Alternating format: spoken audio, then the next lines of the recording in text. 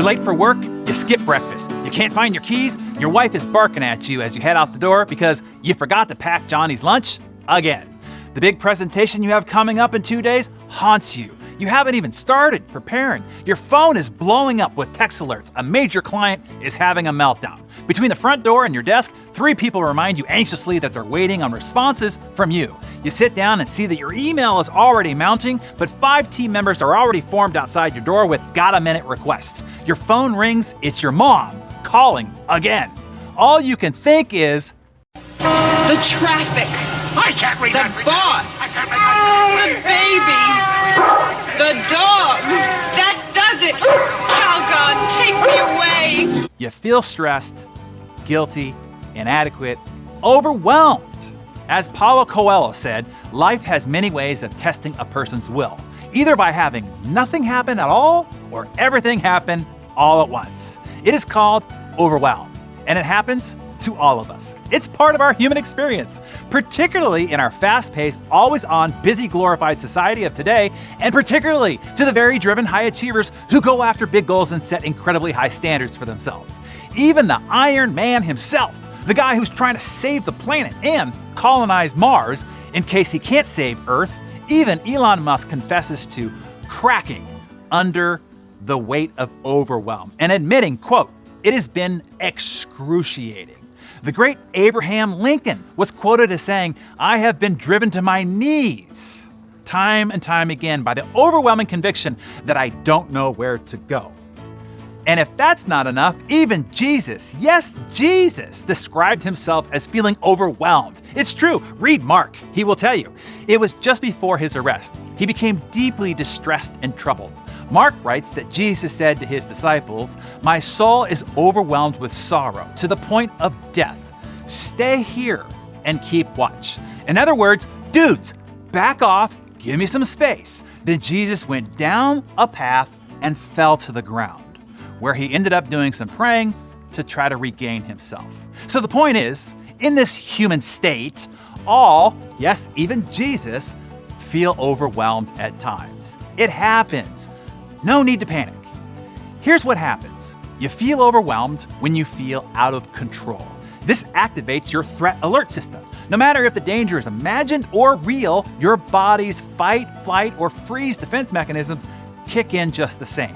Your nervous system releases a flood of stress hormones into your system, which kicks up your intense anxiety. This also reduces your serotonin, which contributes to your well-being and happiness. This combination creates an intense feeling of helplessness and despair that is associated with being overwhelmed.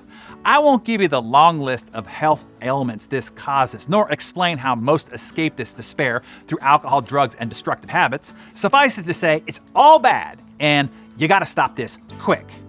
Since it is so important, and it happens to all of us often, I'm gonna use kind of a boorish framework here to help you remember this, okay? Fair enough? I warned you. Okay, the framework is going potty. Yeah, I warned you. When your body builds up with a lot of shiitake, you know what to do. Now, when your head builds up with a lot of shiitake, you'll know what to do as well. When you go number 2, what's the first thing you do? Yeah, you shut the door. You weren't raised in a barn. You're not Lyndon B. Johnson. So step number 1 is shut the front door to the outside world. Literally, close your door or go get lost somewhere. Go somewhere where they can't find you. You have to do this duty, pun intended, in peace. That means turn off your phone, stick it in a drawer. Turn off email and all the other notifications that are constantly yanking your chain and frying your brain. Shut off the self-esteem depletion and FOMO of social media. Even Jesus would shut the door. Often he'd go away by himself to get away from the large crowds. Yes, even from those who needed his healing and help. He would suddenly release the peace sign, beat his chest and say JC out, drop the mic, and slip out the back. At least that's how the scene plays out in my head. But Jesus did regularly pull a Houdini and just bail. Look it up, it's all in Mark. At times, he would even retreat from his disciples. I mean, hey, can you imagine having 12 superfan dudes who literally worship you up in your grill all day, 24/7? So yes, even Jesus needed some me time. So what do? Go for a walk or exercise or meditate, whatever works for you. You pick how you want to do it, but execute on shutting the door. The second thing you need to do in prep for number 2 is steady yourself before the big event. In this context, that means breathe. Funny, but we often forget to breathe. When you are stressed, your chest tightens and you begin to breathe shallowly.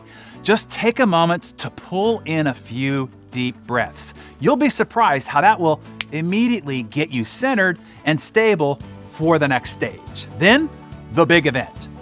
Dump it. Open the floodgates of hell. In this context, that means dump your brain out onto paper.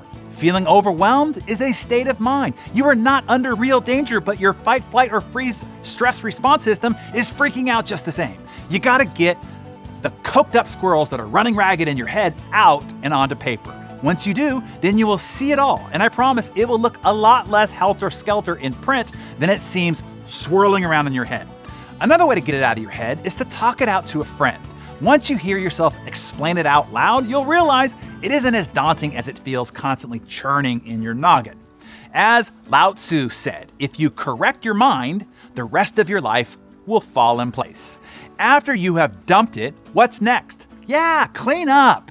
Take all that you wrote down and simplify it into the top 3 issues.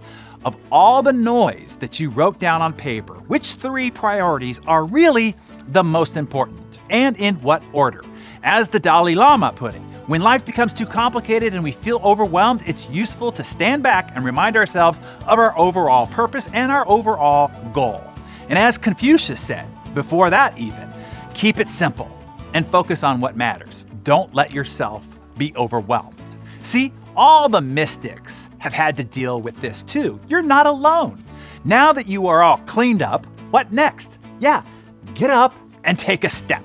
Taking action on only one thing, single task. Do only one thing, the most important thing you identified on your new list, without distraction or interruption. As the prophet Mark Twain taught us, the secret of getting ahead is getting started. The secret to getting started is breaking your overwhelming tasks into small, manageable tasks and then starting on the first one. It's as simple as that. No drama, just get started. That's it. I'm telling you, this will save you. If you're going to attempt to do anything great, you're going to get hit by the wall of overwhelm over and over again. So what do?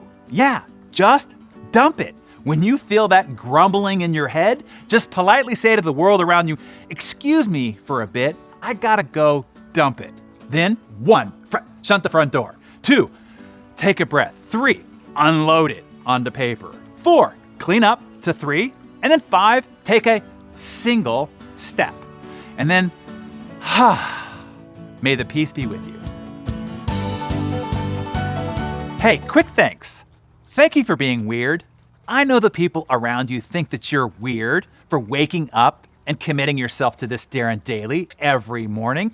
Maybe it's not even your competition or naysayer saying it. Maybe it's your spouse, your kids, or your coworkers who call you weird. But remember, as the big Steve in the sky once taught us, it's always the ones others call the weird, crazy, misfits, troublemakers, or even rebels, the round pegs in the square holes, the ones who see things, and most importantly, do things differently, that change the world. They push the human race forward. And while some, maybe even your spouse and kids, may see you as weird, here on Darren Daily, we see you as genius. You are the exception, because the ones who are weird enough to think that they can change the world are the ones who do.